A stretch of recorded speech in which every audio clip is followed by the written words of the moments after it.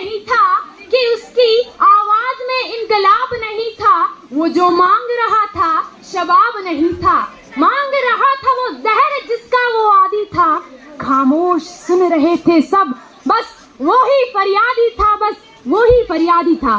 परम सम्माननीय मुख्य अतिथि महोदय जी, प्रधानाचार्य जी, निष्पक्ष निर्णायक मंडल, उपस्थित अध्यापक वर्ग व मेरी वाणी की परिधि में आने वाले प्रबुद्ध श्रोतागणों, मैं अक्षिता ठाकुर राजकीय वरिष्ठ माध्यमिक पाठशाला पशाकोट बरोड की छात्रा आज आपके समक्ष भारत में बढ़ते नशे के दुष्प्रभाव विषय पर अपने विचार व्यक्त करना चाहती हूँ। आज का हमारा विषय बहुत ही मार्मिक विषय है।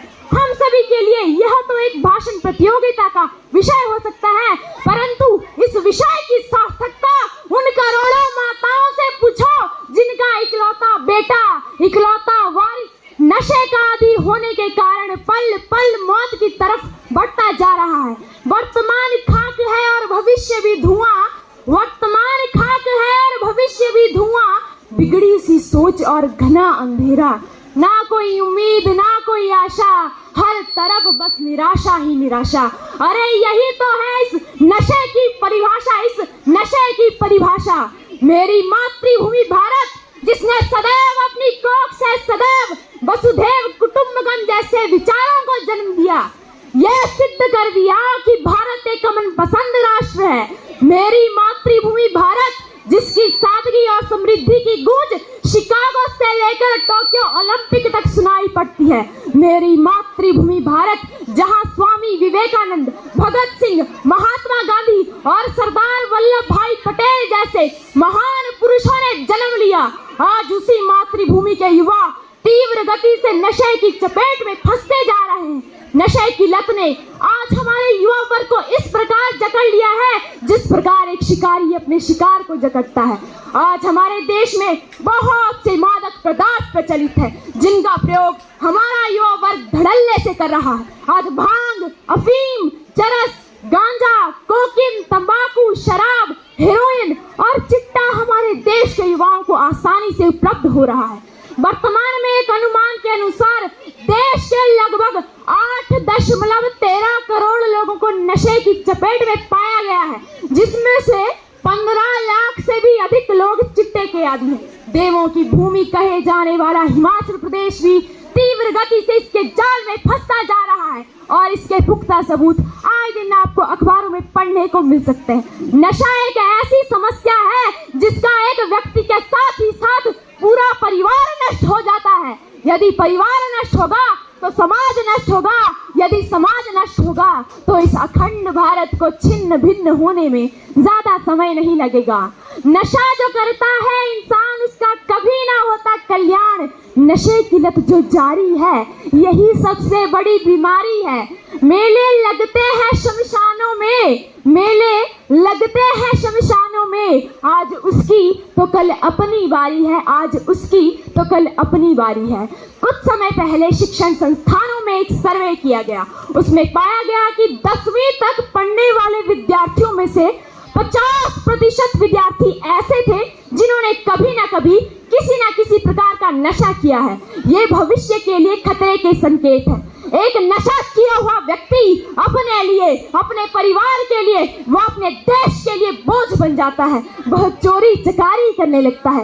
इतना ही नहीं, वह इससे भी बड़े अपराधों को अंजाम दे देता है और इसका खामियाजा साथ ही उसके पूरे परिवार को भुगतना पड़ता है। नशा न केवल हमारे समाज को खोखला करता जा रहा है, अपितु हमारी सभ्यताओं और संस्कृति को मिटा देने वाला है। हमारे रीति रिवाजों को न जाने क्या हो गया है। शादियों में, पार्टियों में, त्योहारों में बिना शराब के तो शान ही नहीं समझी जाती। बड़े बड़े लोग शराब पीने में, नशा करने में समझदारी समझते हैं और हमारा युवा वर्ग इसे फैशन समझता है और आए दिन हमें वाहनों की दुर्घटना सुनने को मिलती है। यह इसी नशे के परिणाम है। एक बहन अपना भाई, एक माँ अपने बुढ़ापे का सहारा खो देती है, एक पत्नी अपना सुहाग खो बैठती है। मैं आप सबसे पूछना चाहती हूँ, कौन थे वो लोग जिन्होंने इस नशे को बनाया? मैं आप सबसे पूछना चाहती हूँ, कौन थे वो लोग जिन्होंने घरों को जला देने वाला ये तेजाब बनाया? शायद आज हम में से किसी के पास भी इसका जवाब नहीं होगा। तो फिर क्या नशा मुक्त भारत का निर्माण कभी नहीं हो सकता? मैं ये बात यहाँ पर बैठे लोगों से पूछना चाहती हूँ, आज भी जरूरत नहीं है 26 जून मनाने की, जरूरत नहीं है 31 मई मनाने की, जहाँ हम बड़े बड़े भाषण देते हैं, रैलियां निकालते हैं, पेंटिंग करते हैं। क्या होगा इससे ज्यादा से ज्यादा? हमारी यही कोशिश रहेगी कि कुछ भी हो हमें प्रथम आना है। किंतु यदि कोई यह सोचकर भाषण देने जाए कि मैं कोई स्थान हासिल करूं या ना करूं, परंतु मेरा संदेश जन जन तक पहुंचना चाहिए। डॉक्टर एपीजे अब्दुल कलाम कहा करते थे, किसी भी देश की तरक्की और तबाही दोनों युवाओं के हाथ में होती है। युवा चाहे तो देश को नए आयाम तक ले जा सकते हैं, तो फिर देर किस बात की? हिंदुस्तान तो है ही युवाओं का देश।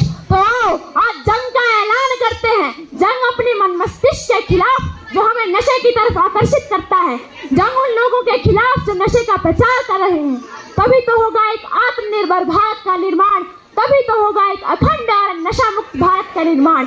इसलिए आज समाज के हर वर्ग, हर परिवार को अपनी जिम्मेदारी सुनिश्चित करनी होगी। क्या सरकार ही सब कुछ करेगी? यह सोचकर हम सक्रिय नहीं हो सकते।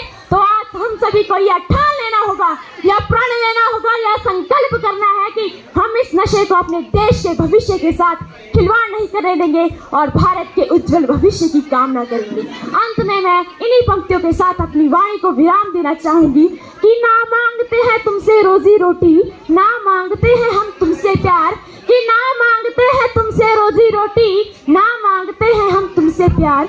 बस रोक लगा दो नशे पर, बस रोक लगा दो नशे पर। सुखी रहेगा हमारा घर संसार, सुखी रहेगा हमारा घर संसार। धन्यवाद। जय हिंद।